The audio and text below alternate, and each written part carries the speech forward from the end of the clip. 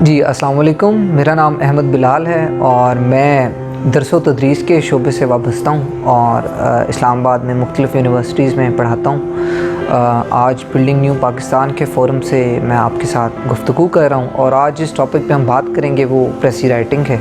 प्रेसी writing बहुत important topic है, चाहे आप PMS में जा रहे हैं, आप CSS में जा रहे हैं, तो उसके लिए आपको प्रेसी राइटिंग में एक कमांड हासिल करनी होती है, उसको आपको सीखना पड़ता है। तो आज हम प्रेसी राइटिंग पे मुख्तलिफ़ एस्पेक्ट्स पे बात करेंगे।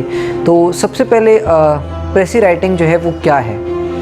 प्रेसी राइटिंग है to present something in precise form. तो ये एक सिंपल डेफिनेशन है जो कि शायद आप सबको ऑलरेडी पता होगा इसके बारे में। तो प्रेसी राइटिंग क्यों इम्पॉर्टेंट है? प्रेसी राइटिंग में बेसिकली आपकी अंडरस्टैंडिंग का टेस्ट होता है कि आप कितना कॉम्प्रीहेंड कर पाते हैं किसी भी लैंग्वेज को, जिस भी ज़ुबान में आप प्रेसी कर रहे हैं उसको आप कितना अंडरस्टैंड करते हैं। तो सबसे जो बुनियादी चीज़ है ना प्रेसी राइटिंग में वो ये है कि आप कितना ज़्यादा राइटअप को समझते हैं। तो आप वैसे भी किसी एग्ज़ाम से हट के भी अगर आप अपनी रीडिंग कॉम्प्रीहेंशन को चेक करना चाहते हैं कि आप जो पढ़ते हैं आप कितना उसको रिटेन कर पाते हैं और आप कितना उसको अंडरस्टैंड कर पाते हैं, तो आप प्रेसी राइटिंग की ड्रिल जो है वो करके देखें तो आपको अंदाज़ा हो जाएगा कि आप कितने अच्छे रीडर हैं।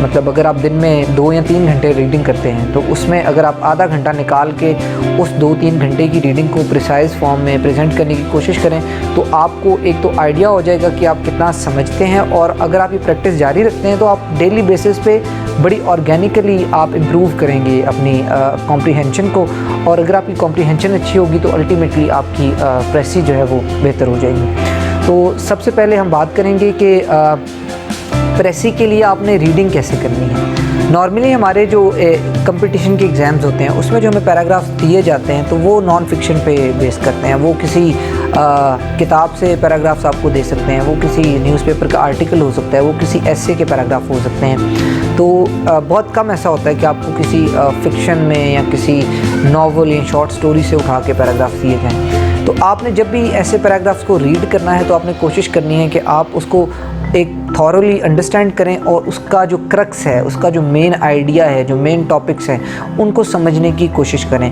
अगर आपको 2 या 3 पैराग्राफ्स दिए गए हैं तो आपको ये देखना है कि टॉपिक सेंटेंसेस क्या हैं उन पैराग्राफ्स के, उसके बाद उनका सपोर्टिंग मटेरियल क्या एविडेंस और एग्जांपल्स राइटर ने कोट की हैं। तो आप जब इन सब चीज़ों को एक स्ट्रक्चर में समझने की कोशिश करेंगे तो आपके लिए बड़ा आसान हो जाएगा ये देखना कि मेन आइडियाज़ क्या हैं मेरे टेक्स्ट के और मैंने किस तरह से इनको जो है वो प्रेजेंट करना है। अब ये तो है आपका मतलब कि आप जब इसको रीडिंग आपने करनी है। अब दूसरी जो इम्पोर्टेंट चीज़ है कि आपने लिखना कैसे है। हमारे यहाँ पे एक नॉर्मल जो अप्रोच फॉलो की जाती है वो पैराफ्रेजिंग की जाती है। मतलब स्टूडेंट्स को ये सिखाया जाता है कि आप जो है वो सिनोनिम्स को याद कर लें, आप जो है वो इसमें वर्ड्स को चेंज करें, सेंटेंसेस स्ट्रक्चर्स को चेंज करें और उसके बाद आप अपने प्रेसी को लिख लें। लेकिन पैराफ्रेजिंग जो है मैं समझता हूँ कि एक शॉर्टकट है और अल्टीमेटली ये एक रीज़न बनता है कि स्टूडेंट्स अच्छी प्रेसी नहीं लिख पाते। क्योंकि जब आप पैराफ्रेजिंग करते हैं तो बेसिकली आप जो है वो सेंटेंसेस के स्ट्रक्चर्स को चेंज करते हैं, आप वर्ड्स को चेंज करते हैं और आप अपना पैराग्राफ जो है वो कंपोज करते हैं। जबकि आप अगर प्रेसी को देखें तो प्रेसी में जब भी हमने लिखना है तो हमने प्रिसाइज फॉर्म में आइडियाज़ को प्रेजेंट करना होता है और वो होता है 1/3। मतलब अगर आप 100 वर्ड्स का पैराग्राफ है आपके पास तो आपने 33 वर्ड्स में उसको प्रेजेंट करना होता है। तो अब ये बड़ा इंपॉर्टेंट है आपके लिए कि आप उसको प्रिसाइज फॉर्म में लिखने से पहले अच्छी तरह से मेन आइडियाज़ जो आपकी प्रेसी के हैं आप उसको अंडरस्टैंड करें, आपके पैराग्राफ्स के जो मेन आइडियाज़ हैं। तो जब भी आप पैराग्राफ लिखें, जब भी आप प्रेसी लिखेंगे किसी भी पैराग्राफ की तो आपने चंद चीज़ों का ख्याल रखना है। सबसे पहले कि आपने सिर्फ मेन पॉइंट्स को जो है वो मेंशन करना है। उसके बाद आपने दूसरी जो चीज़ उसका ख्याल रखना है वो ये है कि आपने देखना है कि कोई भी ऐसा इंपॉर्टेंट पॉइंट, ऐसा इंपॉर्टेंट पर्सपेक्टिव जो है वो मिस ना हो आपके टेक्स्ट में से। अब उसको आप किस तरह से असेस करेंगे उसका कुछ तरीक़ाकार है। आपने देखना है कि जो मेन टॉपिक सेंटेंसेस हैं आपके, आप टॉपिक सेंटेंसेस को मेंशन करें अपने राइटअप में। आप कभी भी एग्जांपल्स को और सपोर्टिंग मटेरियल को उसमें शामिल ना करें। उसके अलावा आपके पैराग्राफ में अगर एनेक्डोट्स हैं, वाक़यात लिखे हैं, तो आप उन वाक़यात को सिरे से जो है एक्सक्लूड कर दें, आपने बिल्कुल भी उनको शामिल नहीं कर। उसके अलावा जो है राइटर्स अक्सर जो है वो किसी भी चीज़ पे एम्फेसाइज करने के लिए आइडियाज़ को रिपीट करते हैं। तो आपने इस तरह की जो रेपिटिशन है आपने उसको भी एक्सक्लूड कर देना है। उसके अलावा जो है आपको ने देखना है कि एग्जांपल्स जो कि दी हुई हैं आपको उस पैराग्राफ में किसी भी मेन आइडिया को लेके, तो आपने उन एग्जांपल्स को भी जो है इसमें से एक्सक्लूड कर देना है। एक इम्पॉर्टेंट चीज़ जो है वो राइटिंग में आपने ये भी देखना है कि आपका जो लिखा हुआ पैराग्राफ है, जो प्रेसी आपने लिखी है, वो कंटिन्यूस नैरेटिव में होनी चाहिए। जब मैं ये बात करता हूँ कंटिन्यूस नैरेटिव, तो इसका ये मतलब है कि आपके जो राइटअप है उसमें एक रब्त होना चाहिए। ऐसा लगे कि आपने एक पैराग्राफ को या 2 या 3 पैराग्राफ्स को रीडिंग करने के बाद, अच्छी तरह समझने के बाद एक बिल्कुल अपने अंदाज में प्रोड्यूस किया है, कंपोज़ किया है, ना कि आपने चंद जुमले हर पैराग्राफ से उठाए हैं, उनको पैराफ्रेज करके लिख दिया है और आपके टोटल जो आपका राइटअप है उसका आपस में कोई रब्त ना हो।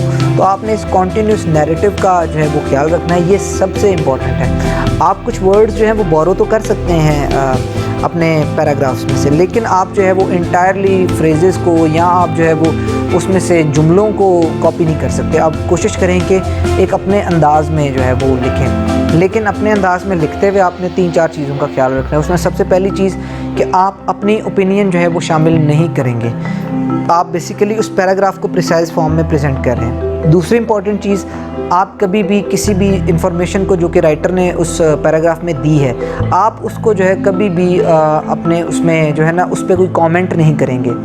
आपने एज़ इट इज़ उस इंफॉर्मेशन को जो है वो अपने वर्ड्स में एक्सप्रेस करना है। इसमें जब भी आपने बात करनी है तो आपने थर्ड पर्सन या जिसको हम इनडायरेक्ट नरेशन कहते हैं, आपने हमेशा थर्ड पर्सन में। एक इम्पॉर्टेंट चीज़ होती है जिसके लिए आपके मतलब मार्क्स भी शामिल होते हैं उसमें, वो होता है टाइटल। कि आपका टाइटल कैसा होना चाहिए। तो आपका टाइटल जो है एक तो वो कोशिश करें कि उसको बहुत ज़्यादा फ़िलोसॉफिक या बहुत ज़्यादा लिटरेरी बनाने के बजाय, जो कि आपकी एक अपनी नेचुरल अंडरस्टैंडिंग है उस टॉपिक की, उस पैराग्राफ की, तो उसी के ऊपर जो है आप एक अच्छा सा टाइटल बनाएं और अपना टाइटल लिखते हुए उसका हर पहला जो आपके हर वर्ड का फर्स्ट लेटर जो है वो आप कैपिटल रखें। तो ये एक इम्पॉर्टेंट चीज़ है जिसको आपने हमेशा इसका ख्याल रखना है। आपने इसमें कॉमास और जो हम पंक्चुएशन मार्क्स हैं, आपने पंक्चुएशन मार्क्स जो हैं अपने टाइटल में यूज़ नहीं करने। उसके बाद आपका जो टाइटल है वो फ्रेज़ हो सकता है, आपने कंप्लीट सेंटेंस कभी भी टाइटल नहीं बनाना, आपने कभी भी अपने टाइटल में फुल स्टॉप नहीं लगाना, आपने कभी भी अपने टाइटल को एक जुमले की शक्ल में नहीं लिखना। आपका टाइटल जो है वो एक वर्ड से लेके 5 या 6 वर्ड्स तक हो सकता है, लेकिन वो एक फ्रेज़ होनी चाहिए, वो कभी भी एक कंप्लीट सेंटेंस नहीं होना चाहिए। और उसके अलावा जो है अगर हम पैराग्राफ की बात करें तो पैराग्राफ को आपने लिखते हुए इस तरह से लिखना है कि वो पैराग्राफ जो है वो एक आसान तरीन, मतलब उसका जो आपका राइटअप है उसमें आपने आसान लफ्ज़ों का चुनाव करना है। प्रेसी का मकसद होता है कि आप जो है चीज़ों को कॉम्प्रिहेंसिव तरीके से तमाम एस्पेक्ट्स को उसके मद्देनज़र रखते हुए पेश करें और आसान ज़ुबान में पेश करें। और अगर इसका प्रैक्टिकल यूजेज अगर आप देखें तो हमारे जो प्रेसी की प्रैक्टिस है वो क्यों इम्पॉर्टेंट है, क्योंकि आप जिस पोस्ट पे होते हैं आपको मुख्तलिफ़ रिपोर्ट्स पढ़नी होती हैं, आपने मुख्तलिफ़ जो है वो सर्वेज़ को स्टडी करना होता है और उसके बाद आप अपनी स्टडी की बेस पे प्रिसाइज फॉर्म में एक समरी बना के अपने सीनियर्स को, सेक्रेटरी को, मिनिस्टर्स को आपने फॉरवर्ड करना होता है। तो उसके लिए बड़ा इंपॉर्टेंट है कि आपकी ये प्रैक्टिस हो, तो आपने चीज़ों को आसान करके पेश करना है।